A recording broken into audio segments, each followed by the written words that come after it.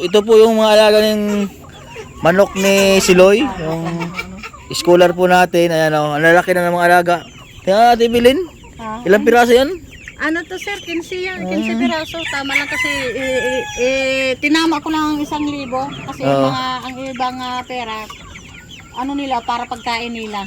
So bali parang ilang linggo lang isang linggo lang pagbalik ko dito sobrang lalaki na maliliit lang dati yan Ang bilis na Ayun po yung mga naalaga ni Ate Evelyn. Si Loy, siya po ang scholar din po natin. Yan. Yan po ang sponsor ni Siloy ay si Ma'am Malu. Si Ma'am Malu. May siyang sariling sponsor din. Nag-aaral ka ba na mabuti, Siloy? Ha? Anong grade na si Siloy, Ate Evelyn? Grade 4. Grade 4 na. Yan. Buti laging may ilaw na dyan si Ate Evelyn at hindi na nagkakasakit yung kanyang mga manok. Kahit awa naman Panginoon sir, simulan ng hindi naman wala na naman bawas. Ayan. So bali po yan po yung plano po ni Ate Evelyn na paramihin pa po yung mga alaga niya manok. Oo.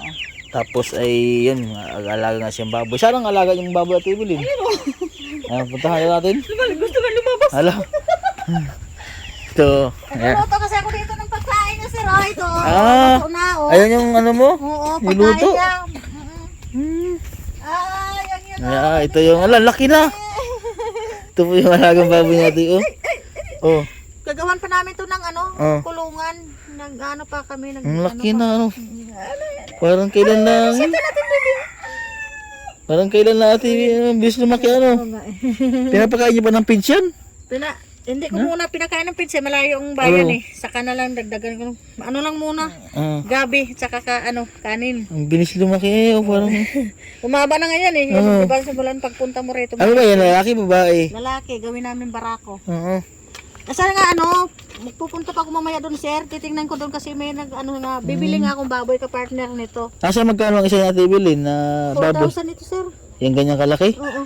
Mahal na talaga ng baboy ngayon Kaya pag may alaga ka na ilang baboy ngayon, talagang pira na Yan yung sabi ko nga ito lang talaga muna pagsimulaan ko muna yung Tagalog kasi kapag halimbawa mag-anak na, doon ako mag-umpisa na ibibenta ko, doon ako na mag-umpisa sa sa puti. Sa puti na Kasi padandan. yung puti maano sa pera Di bali at least dahan-dahan natin ibilin Hindi lang biglaan nga kasi dapat para dahan-dahan na para maano din kung ano yung resulta sa ating sa pagdahan-dahan sa pag yan yan sa pagbalik nyo marami rin ako sisiyo kapag order ko tapos yan ay magiging dalawa na Tibilin baby ko kamusta na Tibilin mo anak mo Tibilin?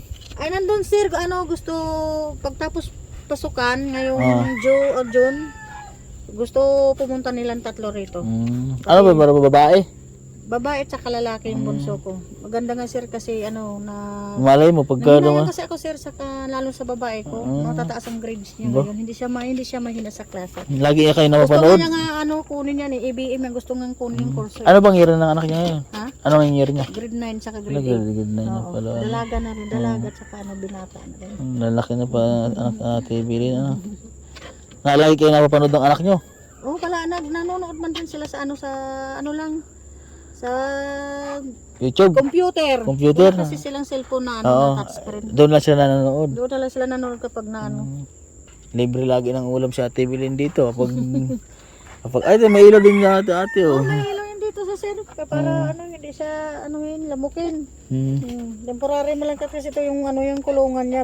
Pero pag may time na gagawa na. Ilang kilo ang inaabot ng Ate Evelyn pag lumalaki na? Kapag 80 kilos daw, yan sabi nila. Pag sobrang laki na yun.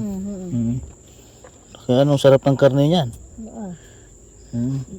Baka maabutan pa sunod next year. Kasal ka. Ano bebe? Pag handa pa, mabili pa pala handa pala. Handa pala sa kasalan. Kakasal na si Sir Sasan. Kailangan ka, balay mo. Imbes nga, ano lang, mura na lang kay sir! Discount!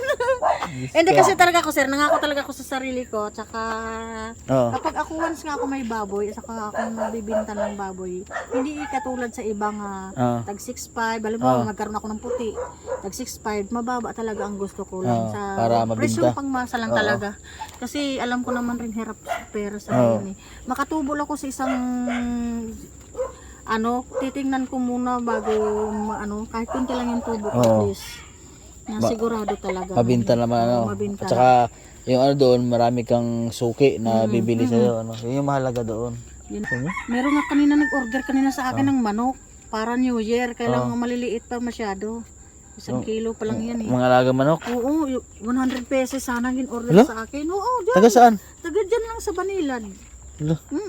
Ano yun mga May tindahan. may tindahan? Hindi ngayon, mayroon ka na magkakalaga ka na ulit na madami. Oo, yan. Doon kanya hanggang naabot ako sa paliko, sir, pag meron Kasi ang lalaki naman kasi ng manok mo. Tataba, Hindi ko naman kasi pinapabayaan sa pagkain, sir. Kahit badaling araw, pinapakain ko talaga. Maganda yun at Evelyn dahil nagkakaroon na kayo ng mga customer na kinakilala na rin kayo. Marami na nakilala sa akin, pero ako hindi ako nakilala sa kanila. Oo, kasi nakipapanood ka nila eh. Kasi mga gulay mo, marami ka na rin mga nabili, Ngayon, wala pa sa ngayon, pero mabilis lang pag sa Evelyn, mabilis lang yung mga paninda, mga produkto, mabilis lang talaga. Tsaka pumupunta na lang din sila dito kapag meron akong mga tanim. May tanim. Oo. Marami na siyang mga suki na pinupuntahan talaga siya dito. Naabot na ako sa paliko pag deliver ng sitaw ko. Sitaw? Oo. Gaano kalaki yung mga 20 na sitaw? Ganito kalaki. Laki Kalaki, di ba? Kita mo. Ay, ano ba yan? Nangagat pa eh. Ako gutom na ata. Hindi, kakakain pa lang yan. Noti kasi ito eh, noti. Ang noti, gustong mga gat. Ang babait Mabait ito, hindi na ito. Nag-iingay lang siya kapag gutom na gutom. Kasi katulad nito, minsan busy ako. Hindi sila labas pa siya. napabayaan sa kain. Pagkain. Oo. Ito yung pagkain niya, Ate Evelyn. Ano yung niluto mo, Ate Evelyn? Gabi nga ako, sir, Gabi.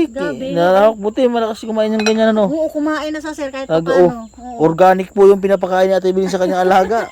Para walang walang chemical. Walang chemical. Iba ni si Luy, alaga. Ay, kisoy.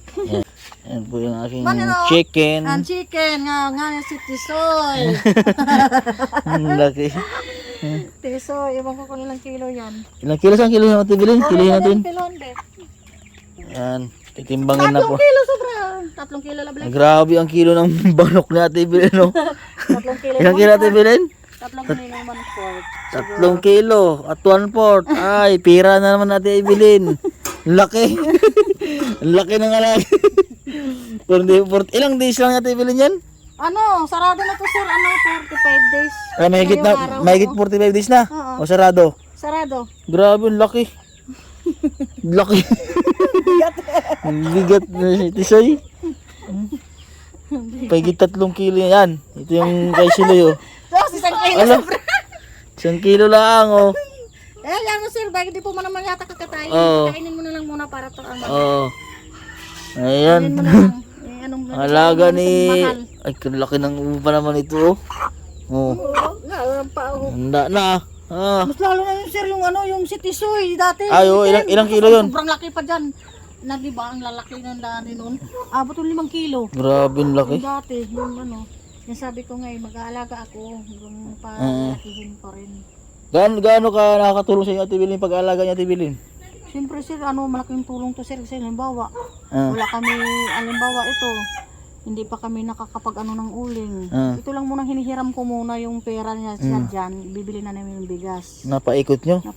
Tapos ibabalik ko na naman, ayan ang pinapaikot. Ipaikot-ikot nyo? Oo. So, laking tulong para sa inyo yung mga alaga nyo? Malaki talaga tulong sir. So yan po at yan po ay bibilhin po natin itong alagang manok na Evelyn at panghanda din po namin sa New Year. So ayan po mga kabayan, dito na lang po ang vlog ko. God bless po at magandang hapon sa